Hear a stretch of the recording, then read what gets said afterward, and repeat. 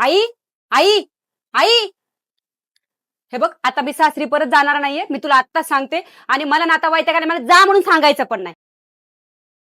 अगं काय झालं? काय एवढा एवढा रागराग करते? सकाळी उठल्या उठल्या सगळी कामं मलाच करायची. जेवण मीच करणार, स्वयंपाक मीच करणार, सगळी काय मला काय त्याच्यासाठी पाठवलंय का? मी नोकरानी आहे का त्या घरातली? ठीक आहे बाळा, बघू आपण याच्यावर काहीतरी विचार करूया. तू शांत हो.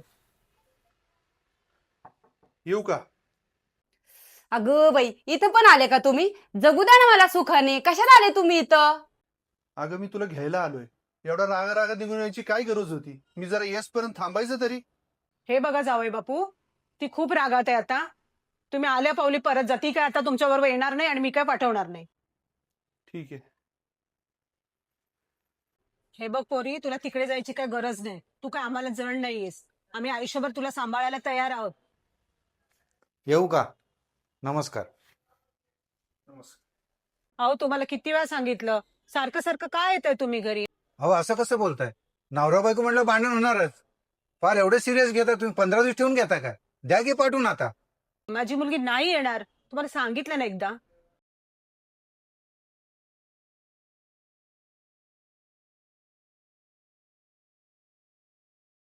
ऐक ना आई, आता हे 2 वेळा येऊन गेलेत अगं. मला येऊन पण महिना झालाय. माझ्या मैत्रिणी मला विचारतात आहे अगं की किती दिवस तू इथे राहणार आहेस. मला असं वाटते की जास्त ताणायला नको आता. आपण मिटवून घेऊ आणि मी जाते माझ्या सासरी. तू गप ग, तुला काय कळतंय? 10 वेळा येऊन त्यांनी तुझे पाय धरले पाहिजे तरच मी विचार करेन पाठवायचं की नाही.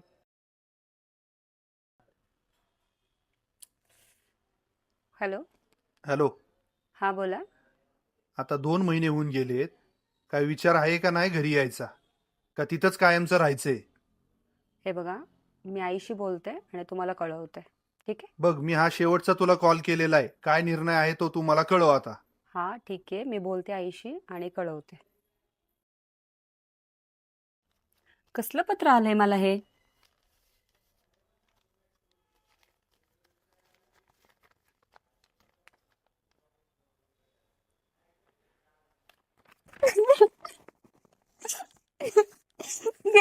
सांगत होते ना मी तुला, जाऊ दे मला म्हणून.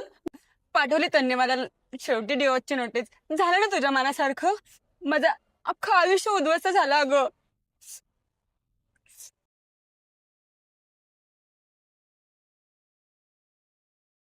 तर मित्रांनो, मुलीच्या संसारामध्ये आई वडिलांनी ढवळाढवळ केल्यामुळे अनेक संसार उद्ध्वस्त होतात, दिवस होतात.